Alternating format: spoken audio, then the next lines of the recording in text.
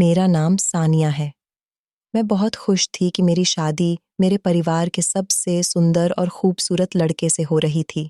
ये मेरी मौसी के पहले पति से था, इसलिए बहुत ज़्यादा सुंदर था क्योंकि मेरे पहले वाले मौसा जी भी बहुत ही ज़्यादा सुंदर आदमी थे। मैं बहुत खुश थी। आज मेरी शादी की पहली रात थी और मैं दिल में बहुत सारी कामनाएं लिए बैठी थी, पर मुझे क्या पता था कि कुछ और ही होने वाला है। जैसे ही मेरा पति अंजलान कमरे के अंदर आया, उसके हाथ में कुछ था, ऐसा लगता था छोटा सा ब्रीफकेस है। पता नहीं शादी की रात इसका यहाँ क्या काम था। वह मेरे सामने आकर बैठ गया और उसने कहा कि तुम्हें मेरा काम करना होगा, बदले में तुम्हें यह मिलेगा। वह तुरंत ही मुद्दे की बात पर आ गया था और उसका मुंह खोलकर मेरी तरफ देखा तो मैं हैरान रह गई। मैंने कहा कि यह मजाक है। उसने कहा नहीं, बस तुम्हें मेरा एक काम करना होगा। मैंने पूछा कि कौन सा काम था। उसने मुझसे कहा कि तुम्हें बाहर जाकर चिल्ला चिल्लाकर सबको यह कहना होगा कि मैं एक नामर्द हूं, क्योंकि मेरी मौसी को मुझसे बहुत प्रेम था। वह कहती थी कि मैंने इसी लड़की को अपने घर की बहू बनाना है क्योंकि मैं घर के कामकाज में बहुत अच्छी थी। सारे घर को मैंने संभाला हुआ था। मेरे घर में सिर्फ मेरे भाई थे, वह भी मुझसे छोटे थे। उन सभी के काम भी मैं करती और अपनी माँ को बिस्तर पर ही चाय नाश्ता दिया करती थी। उन्हें बिस्तर से नीचे पाँव नहीं रखने देती थी। पूरे खानदान में मेरी कहानियां मशहूर थीं। फलाना की लड़की ने ऐसे घर को संभाला हुआ है, जहां जाएगी घर भर देगी। मेरी मौसी बूढ़ी थी, उनकी बेटियां कोई काम नहीं करती थीं। उनकी पहले भी शादी हुई थी। पहली शादी से उनका एक बेटा था और दूसरे पति से 3 बेटियां थीं। पूरा दिन बस तैयार होकर बैठ जाती और कुछ नहीं करती। इसलिए उनको ऐसी बहू चाहिए थी जो घर को संभाले। उनके घर में जाओ तो उसके घर से बू आती थी। जगह जगह कचरा पड़ा होता था। मैं भी कहती थी कि मौसी ये क्या है, तो कहती थी कि मैं क्या करूं, बूढ़ी जान हूं। जब उन्होंने मेरी माँ से रिश्ते की बात की तो मेरा मन तुरंत मान गया। मौसी ने कहा कि अपनी बहन के घर से बेटी लूंगी तो मुझे क्या मसला होगा, और वैसे भी अजलान तो पहले पति से है, उसकी शादी तो तुम्हारी बेटी के साथ हो सकती है। हमारी शादी की बातें होने लगीं। मेरी मौसी बहुत बीमार रहती थीं, उन्हें ब्लड प्रेशर का मसला था। जब उनकी कोई बात नहीं मानी जाती या कोई ऐसी बात होती जो उनको पसंद नहीं होती तो उनका ब्लड प्रेशर बढ़ जाता था और वह सीधा अस्पताल पहुंच जाती थी। ऐसा लगता था कि मर जाएगी, लेकिन जैसे ही उनकी बात मान ली जाती वह ठीक हो जाती थी और उनका ब्लड प्रेशर नॉर्मल हो जाता था। अजलान अच्छा लड़का था, उसकी कमाई भी अच्छी थी और मुझे भी पहले से ही पसंद था, इसीलिए मैंने भी हाँ कह दी। हम लोगों की शादी पक्की हो गई, पर अजलान खुश नजर नहीं आ रहा था। मैंने अपनी माँ से कहा कि यह तो खुश नजर नहीं आ रहा, कहीं कोई मसला तो नहीं है। मेरी माँ ने कहा कि ऐसे ही मूड बना रखा है, उसकी शक्ल ही ऐसी है। तू परेशान ना हो, तेरी शादी तो पसंद की जगह पर हो रही है। तू तो मेरी प्यारी बेटी है। मैंने कहा कि मैं बहुत खुश हूँ। जैसे ही हमारी बात पक्की हुई, मैं बहुत खुश रहती थी। अब शादी में 1 हफ्ता रह गया था। दोनों घरों में तैयारी हो रही थी। मुझे एक अनजान नंबर से फ़ोन आने लगा। मुझे नहीं पता कि कौन था। मुझे लगा कि शायद मेरी कोई रिश्तेदार है, क्योंकि शादी वाला घर था, तो लोग फ़ोन करके पूछ रहे थे कि शादी कब है? हम कब तक आएँ? आजकल तो फ़ोन पर ही न्योता दे दिया जाता है, इसलिए मैंने कॉल उठा ली। उस तरफ से कोई लड़की बोल रही थी, लेकिन आवाज़ से ऐसा लग रहा था कि जैसे मुँह में सुपारी डालकर बोल रही हैं। उसने कहा कि अजलान से शादी ना करना, नहीं तो तुम्हारे साथ बहुत बुरा होगा। मैंने कहा कि कौन हो तुम, कहाँ से बोल रही हो और क्यों ऐसा कह रही हो? उसने कहा कि मैं जो भी हूँ, मैं तुम्हारे फ़ायदे की बात कर रही हूँ, उससे शादी नहीं करना, नहीं तो तुम्हारे साथ बहुत बुरा होगा। मैंने कहा कि मुझे तुम्हारी कोई बात नहीं सुननी है। अगर तुम्हारे पास वाकई कोई सबूत है तो मुझे सबूत दिखाओ, नहीं तो इस तरह की बातें नहीं करो। मुझे पता था कि जब शादी होती है तो कोई न कोई ऐसी वैसी बात ज़रूर करता है, और हमारे खानदान वाले तो थे ही ऐसे। वह तो किसी को खुश होता हुआ देख ही नहीं सकते थे। जब सामने बैठ जाते थे तो ऐसा लगता था कि एक दूसरे से बड़ा प्रेम है, और पीठ पीछे चुगली करते थे। मुझे इस बात के बारे में अपनी माँ को और पिताजी को बता देना चाहिए था। भाई तो मेरे छोटे थे, पिताजी का ही सहारा था, लेकिन फिर मैंने कहा कि पता नहीं कौन है जो शरारत कर रहा है। यह न हो कि बात बिगड़ जाए और मेरे पिताजी क्या कर लेंगे। वह वैसे भी बूढ़े हो चुके थे। मेरी शादी हो रही थी। मैं घर में कोई भी मसला नहीं बनाना चाहती थी। इसलिए मैंने किसी को यह बात नहीं बताई। मुझे बार-बार उसी नंबर से कॉल आती रही। जब मैंने कॉल नहीं उठाई तो मैसेज आते रहे। मैसेज में भी यही लिखा होता कि अजलान से शादी न करना, वरना वह शादी के पहले दिन ही तुम्हें ऐसा रंग दिखाएगा कि तुम हैरान रह जाओगी। तुम्हारे साथ बहुत बुरा होगा। चीखें मारती हुई कमरे से बाहर निकलोगी। ये जो भी था, ये मुझे शादी से और अजलान से डरा क्यों रहा था। ऐसी-ऐसी बातें कर रहा था कि अगर मेरी जगह कोई बेवकूफ़ लड़की होती, तो अभी तक इस बात को फैला देती। पर मुझे पता था कि ये जो कोई भी है, ये मेरे फ़ायदे की बात नहीं कर रहा है। हो सकता है अज़लान की कोई पुरानी गर्लफ्रेंड हो, लेकिन अज़लान तो ऐसा नहीं लगता था। वह तो सबको कहता था कि मैंने कभी किसी लड़की को आँख उठाकर भी नहीं देखा और मुझे भी ऐसा ही लगता था। हमारे ख़ानदान में चुगली की बहुत आदत थी। अगर ऐसा होता कि अजलान की कोई गर्लफ्रेंड होती, तो अब तक ये बात कहीं न कहीं से मुझ तक ज़रूर पहुँच जाती। मेरी शादी हो गई और अब मैं अपने कमरे में बैठी थी। सभी रीति-रिवाज़ों के साथ मेरा स्वागत किया गया। मैं बहुत खुश थी।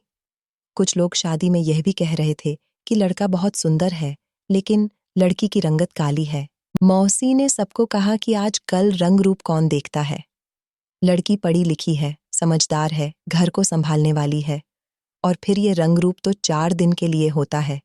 जब सारे खानदान वाले देख लेते हैं कि हम बड़ी सुंदर बहू लेकर आए हैं, तो उसके बाद जब ससुराल वाले कहते हैं कि अब हमारे लिए कोई खाना बनाओ, अच्छे-अच्छे व्यंजन बनाओ, और तब पता चलता है कि बहू रानी को तो कुछ भी बनाना नहीं आता। वह तो सिर्फ अपने मुंह पर मेकअप ही लगा सकती है, तो फिर घर नरक बन जाता है। और मेरी मौसी तो पहले ही बूढ़ी हो गई थी। उनकी अपनी बेटियों को भी कुछ नहीं आता था। मुझे मेरी माँ ने कहा था कि तू जा तो रही है, लेकिन वहाँ तुझे बहुत काम करने पड़ेंगे। पर मैं दिल में सोचती थी कि घर में कौन सा आराम करती थी, और इंसान चलता फिरता रहे तो ही अच्छा लगता है। मौसी ने कहा था कि घर की साफ सफाई और कपड़े धोने के लिए वह नौकरानी रखेंगे, लेकिन खाना तो मेरी बहू बनाएगी। अगर खाना बनाने की और रसोई घर संभालने की बात थी, तो मुझे इसमें कोई आपत्ति नहीं थी। मैं तो खुश थी, बदले में इतना सुंदर हमसफ़र भी तो मिल रहा था।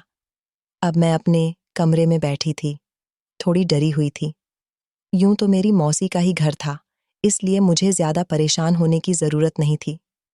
लेकिन मैं अपने पति अजलान से डरी हुई थी, क्योंकि जब से हमारी शादी की बात पक्की हुई थी, तो उसने मुझे एक बार भी फ़ोन नहीं किया। यहाँ तो लड़का-लड़की की बात पक्की होती है, तो वह एक दूसरे से फ़ोन पर बातें करना शुरू कर देते हैं।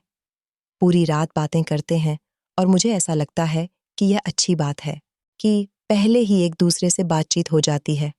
शादी तो मेरी आज कल के ज़माने में हुई थी, लेकिन ऐसा लग रहा था कि जैसे 50 साल पुरानी शादी है, क्योंकि अब तक मेरी अजलान से खुलकर बात ही नहीं हुई थी।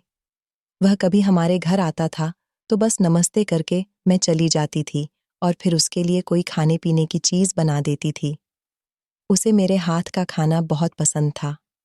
खुश तो वो हो रहा होगा कि अब सारी जिंदगी अच्छा खाना खाने को मिलेगा। वो कहते हैं ना कि शादी हमेशा अच्छा खाना बनाने वाली से ही करनी चाहिए, क्योंकि शादी के बाद प्यार तो कम हो सकता है, लेकिन भूख कम नहीं होती। मैं इसी बात पर हंस रही थी। जब दरवाजे पर हलचल हुई, तो मैंने तुरंत घूंघट नीचे कर लिया। मैं समझ गई कि मेरा पति आ गया है। अब वह मेरा पति ही था, और यह सोचकर भी मुझे बहुत अच्छा लग रहा था। उसके हाथ में कोई चीज़ थी। मुझे लगा कि शायद मेरे लिए कोई गिफ्ट लाया है।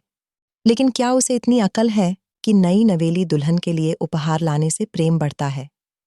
मुंह तो उसने ऐसे बना रखा था जैसे उसकी जबरदस्ती शादी हो रही थी।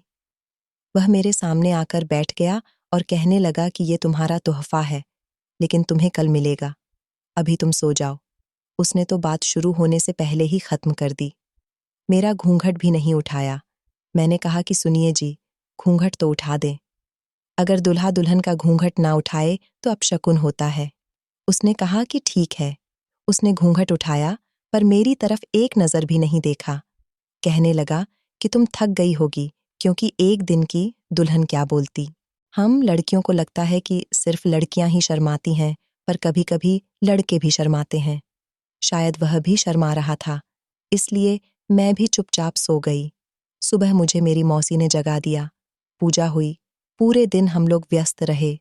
उसके बाद रात हुई तो मैंने मौसी को बता दिया कि कल तो मैं सो गई थी।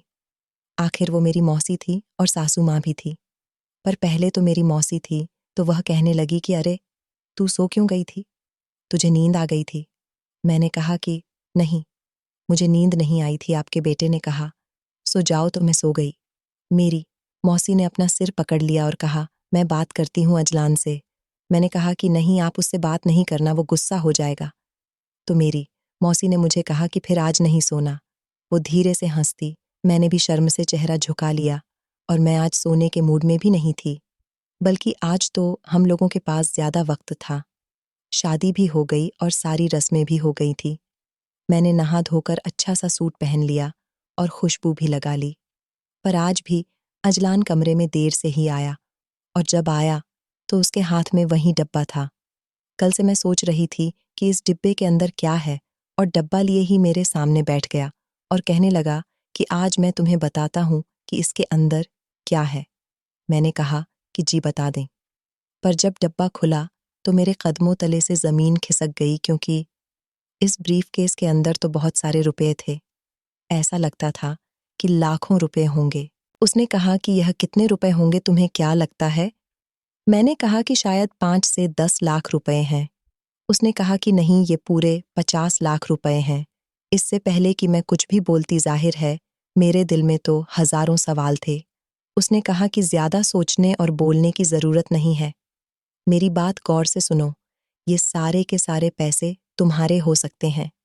तुम इन पैसों से जो मर्जी करो, मैं तुम्हें नहीं रोकूंगा। अपने माता पिता को दे दो, अपने भाइयों की पढ़ाई में लगा दो, अपने माँ बाप के लिए घर बना लो, अपने लिए सोना बनाओ, गहने बनाओ, जो तुम करना चाहती हो करो, लेकिन इसके बदले में तुम्हें मेरा एक काम करना होगा। मैंने कहा कि कौन सा काम? मैं आपके लिए क्या कर सकती हूँ? मैं अपने पति के लिए ज्यादा से ज्यादा क्या कर सकती थी, और अगर वह मुझे कुछ भी करने को कहता तो मैं मान जाती, क्योंकि मैं तो गरीब घर से थी और मेरे भाई थे जिनकी बहुत सारी जरूरत थी। उनकी पढ़ाई के खर्च थे, स्कूल के यूनिफॉर्म, किताबें थीं। कभी कभी तो हम उनको लंच भी नहीं देते थे और मेरा दिल बहुत जलता था।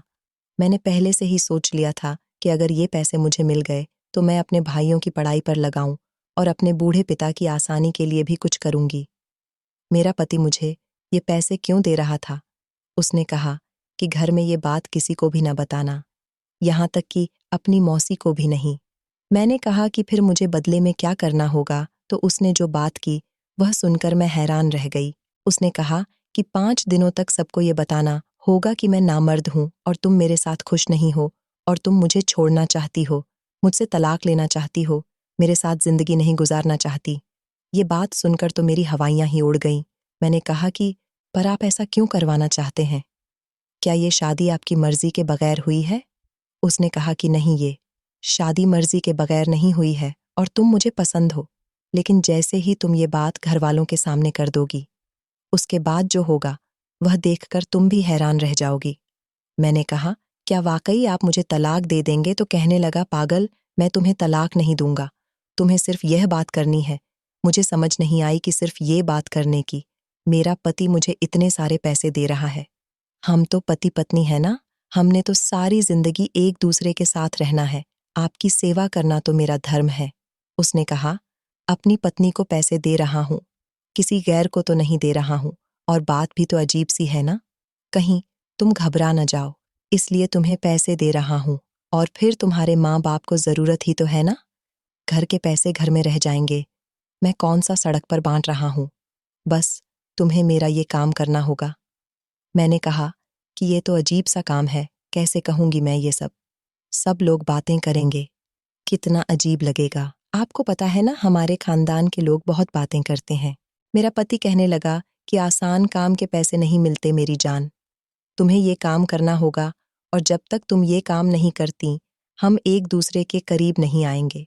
अगर तुम्हें कुछ समय चाहिए तो वह भी मैं दे सकता हूँ, पर उसके बाद तुम्हें ये काम करना ही होगा, और ये पैसे भी तुम अपने पास ही रख लो। तुम्हारे दिल में अगर कोई भी सवाल आए, कोई भी, तो तुम इन पैसों में से थोड़े पैसे खर्च करना। तुम्हारा दिल खुश हो जाएगा। फिर तुम्हें पता चलेगा कि ये काम तो बहुत आसान है। मैंने कहा, ठीक है, मुझे 5 दिन का समय दो। मैं उसके बाद आपका यह काम कर दूंगी। मेरे पति ने कहा, हाँ, बिल्कुल ठीक है, मुझे कोई आपत्ति नहीं है। चलो अब तुम सो जाओ, ये पैसे भी उठाकर संभाल कर रखो। लेकिन अब इनकी हिफाजत करना भी तुम्हारी जिम्मेदारी है। ये जो औरत की जिंदगी में सुहागरात आती है, इस सुहागरात पर न जाने क्या क्या होता है।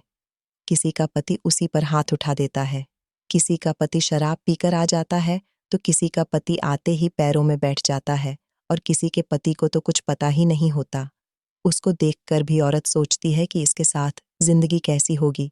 लेकिन मेरे साथ क्या हुआ था? मेरे पति ने मेरे सामने 50 लाख रुपए रखा, और अब वह कहता था कि मैं पूरे खानदान में ये बात मशहूर कर दूं कि वह नामर्द है। उस वक्त मुझे ये बात नहीं पता थी। ये कहानी सुनाते हुए आप लोगों को बता रही हूं कि एक मर्द के लिए यह बात बहुत ही ज्यादा बेइज्जती की बात होती है। कोई उसे नामर्द कह दे या किसी को पता चल जाए कि वह नामर्द है। कुछ लोगों के साथ इस तरह का मसला होता है। मैं इसको कुछ बुरा नहीं समझती। कुछ लोगों को बीमारियां भी होती हैं, जैसे औरतों को होती हैं, ऐसे मर्दों को भी होती है, फिर भी वह इस बात को छुपाते हैं। कभी किसी को नहीं बताते, अपनी पत्नी से भी छुपाते हैं। कोई भी ऐसा नहीं होता जिससे वह यह बात कर सके, क्योंकि यह बात बहुत ही ज्यादा नाजुक है। लेकिन फिर भी मेरा पति मुझे इस बात का ऐलान करने के लिए क्यों कह रहा था? उस वक्त मैंने इतना नहीं सोचा था। अब तो मैं सोच रही हूं कि यह सब कुछ वाकई बहुत अजीब था, पर उस वक्त मैंने रुपये रखे और थोड़े से रुपये निकाले और मैं अपने घर चली गई। मैंने अपने भाइयों को पैसे दिए तो मेरी माँ ने यह सब देख लिया और कहा कि तुम क्यों पैसे बांट रही हो? तेरे पास इतने पैसे कहाँ से आए? मैंने कहा कि अम्मा मुझे मिले हैं, तो मेरी अम्मा भी खुश हो गई। फिर मैंने अपने भाइयों के लिए पिज्जा ऑर्डर किया। उन लोगों ने जिंदगी में पहली दफा पिज्जा खाया था। फिर मैं उन्हें पार्क में ले गई और उन्होंने जिस झूले पर बैठने के लिए कहा, मैंने उन्हें बिठाया और जो चीज़ खाने के लिए मांगी वह उन्हें खिलाई। वे इतने ज्यादा खुश हो गए कि खुशी से नाचने लगे। घर आए तो भी बहुत खुश थे। जल्दी सो गए। जब सब सो गए तो मेरी माँ ने मुझसे पूछा कि सारी सलामी के पैसे तुमने अपने भाइयों पर उड़ा दिए। अगर तेरे पास इतने ही पैसे थे तो मुझे दे देती। इनकी किताबें भी लेनी बाकी हैं। तूने सारे पैसे इनको खिला दिए। अरे पैसे खिलाने से क्या होता है, ज़रूरत की चीज़ ले लो, इंसान के काम तो आती है ना। मैंने कहा कि सारे यूनिफॉर्म, किताबें और फीस वगैरह मिलाकर कितने पैसे बनते हैं? तो मेरी माँ ने कहा कि 30,000 रुपये बनते हैं। अब कहाँ से आएंगे? अभी अभी तेरी शादी की है। तेरे बापू कह रहे थे कि आज किसी से कर्ज ले लेंगे, नहीं तो सबका 1 साल जाया हो जाएगा। मैंने अपनी अम्मा के हाथ में 40,000 रुपये रख दिए। मैंने कहा कि उनकी फीस भी दे देना, यूनिफॉर्म भी बना लेना, किताबें भी ले लेना और 10,000 रुपये बापू को भी दे देना। उनको कहना कि अपनी जेब में रखे काम आएंगे। मेरी माँ ने मुझे हैरान होकर देखा तो मैंने कहा कि अम्मा, आपको बताया ना बहुत सारे पैसे मिले हैं। मेरी अम्मा तो खुशी से रोने लगी, कहने लगी कि तेरी मौसी हमसे ज्यादा अमीर हैं और अच्छी हालत में है। मुझे खुशी है कि मैंने तेरी शादी वहीं पर करवाई है। तू खुश तो है ना बेटा? मैंने कहा कि हाँ, मैं बहुत खुश हूँ और आप चिंता नहीं करो। मैं अपने भाइयों के सारे खर्चे उठाऊंगी और हमेशा उन्हें इसी तरह खुश रखूंगी। आज का दिन मेरा बहुत अच्छा गुजरा था। मेरे पति ने सही कहा था कि थोड़े पैसे खर्च करोगी तो तुम्हें इन पैसों की कीमत का अंदाजा होगा कि इस दुनिया की सारी खुशियां पैसे से खरीदी जा सकती हैं। जो लोग कहते हैं कि पैसे से खुशी नहीं खरीदी जा सकती, वो झूठ बोलते हैं। पैसे से तो प्यार भी खरीदा जा सकता है। एक चीज है जो पैसे से कोई नहीं खरीद सकता, वह है वफादारी। आप किसी के भी दिल में पैसे के साथ अपने लिए प्यार तो जगा सकते हो, लेकिन अपने लिए वफादारी पैदा नहीं कर सकते हो। रात में तो मेरा पति मुझसे दूर रहता था। उसने कहा था कि बस 5 दिन है तुम्हारे पास सोचने के लिए, उसके बाद तुम्हें यह काम करना है। मैंने इतना तो सोच लिया था कि यह सब करने से सब खानदान वाले मुझ पर बातें करेंगे। मेरे पति की थोड़ी बहुत बेइज्जती होगी, लेकिन वह कह रहा था कि उसके बाद जो होगा वह देखकर तुम भी हैरान हो जाओगी। अगर ऐसी वैसी कोई बात नहीं होती तो वह मुझसे ये सब कुछ नहीं करवाता। हो सकता है उसके दिमाग में कोई ऐसी बात हो जो अभी मुझे न बता सकता हो, लेकिन बाद में सारी चीज़ें ठीक हो जाएं और मैं भी कहूँ कि जो उसने करवाया है वो बिल्कुल ठीक करवाया है। बस यही सोचकर मैंने 5 दिन गुजार लिए। मैं अपने पति से प्रेम करती थी, इसलिए उससे दूर रहना मेरे लिए बहुत मुश्किल हो गया था। जब वह मुझसे दूर था, तब भी मुझे उसकी बहुत याद आती थी। मैं कहती रहती थी कि किसी तरह मेरी शादी हो जाए। अब तो शादी हो गई थी। एक ही कमरे में रहते थे, फिर भी दूर-दूर रहते थे। ये मेरे लिए बहुत बड़ी सज़ा थी, पर जो समय उसने मुझे दिया और मैंने माँगा था, वह ख़त्म हो गया था। मुझे यह काम करना था और उसके बाद सब कुछ ठीक हो जाता। मैंने पैसों में से और भी बहुत से पैसे खर्च किए थे। अपनी माँ के लिए साड़ियाँ ली थीं, बाबूजी के लिए कपड़े भी लिए थे और अपने लिए भी चीज़ें ली थीं। पैसे खर्च करने का बहुत मज़ा आ रहा था। पता है कि इतने पैसे हैं कि ख़त्म ही नहीं होंगे और फिर खर्च करो तो एक अलग तरह का ही मज़ा आता है। ऐसा मज़ा मुझे ज़िंदगी में कभी नहीं आया। पति ने मुझे कह दिया कि आज तुमने जो समय माँगा था, वह ख़त्म हो गया है। तुम्हें पता है ना, तुमने क्या करना है? मैंने कहा कि हाँ, लेकिन मुसीबत यह थी कि इस बीच मैंने अपनी मौसी को कहा था कि सब कुछ ठीक है। उन्होंने मुझसे पूछा था कि अजलान तुम्हारे साथ अच्छे से तो रहता है ना? और मैंने कहा था कि जी सब ठीक है। अब वह कहेंगे कि पहले तुम झूठ बोल रही थी। मुझे अजलान ने कहा था कि बस तुम इतना बोल देना, बाकी मैं संभाल लूँगा, लेकिन उसके बाद क्या होने वाला था? मैं भी उत्सुक थी कि ऐसा करने के बाद क्या हो सकता है। अजलान सुबह से गायब था। उसने कहा कि जब तुम रात को बाहर सभी के सामने ये बातें करोगी तो मैं तब तक आ जाऊँगा। उसने मुझे मैसेज किया और कहा कि मैं बस रास्ते में हूँ, तुम शुरू हो जाओ। और मैं अचानक से बाहर आई तो बाहर मेरी मौसी, मेरे पति की बहन और रिश्तेदारों में से भी एक औरत आई हुई थी। ये ऐसी औरत थी कि अगर उसे यह बात पता चल जाती तो फिर समझो पूरे देश को ही पता चल जाती। मैंने कहा कि मुझे आप सब लोगों से बड़ी ज़रूरी बात करनी है। बात तो ऐसी है कि शायद सबके सामने नहीं करनी चाहिए, लेकिन अब मैं यह सब कुछ और बर्दाश्त नहीं कर सकती। मैं तंग आ गई हूँ। आप लोगों ने मुझसे झूठ बोला है, मुझे धोखा दिया। आपको यह बात मुझे पहले बतानी चाहिए थी कि आपका बेटा तो किसी काबिल नहीं है। मैंने बात शुरू की तो सभी लोग हैरान रह गए और कहने लगे कि क्या बात है? क्या हो गया बहू रानी? अभी तो तुम्हारी शादी को 1 हफ्ता भी नहीं हुआ। कैसी बातें कर रही हो तुम? क्या किया हमारे बेटे ने? नाराज़ कर दिया तुम्हें? मेरे पति की रिश्तेदार बोलने लगी और मेरी मौसी मुझे हैरान होकर देखने लगी और आंखों से इशारा करके पूछा कि क्या बात है? क्यों सबके सामने तमाशा कर रही हो? मैंने उनको नज़रअंदाज कर दिया और मैंने कहा कि औरत शादी किस लिए करती है? सुख के लिए शादी करती है, संतान के सुख के लिए। लेकिन आपका बेटा मुझे कभी संतान का सुख नहीं दे सकता। सुख तो छोड़ो, वो तो किसी भी काबिल नहीं है क्योंकि आपका बेटा नामर्द है। मैंने ये बात क्या की, सब लोग हैरान रह गए, जैसे सब पर बिजली ही गिर गई। मेरा पति भी घर के अंदर आ गया और उसने भी बात सुन ली। मेरी मौसी परेशान हो गई और कहने लगी कि अजलान देख, ये कैसी बातें कर रही हैं। अगर तुम लोगों का कोई आपसी झगड़ा है तो उसे कमरे में बैठकर ख़त्म करो। क्या कहा है तुमने उसको?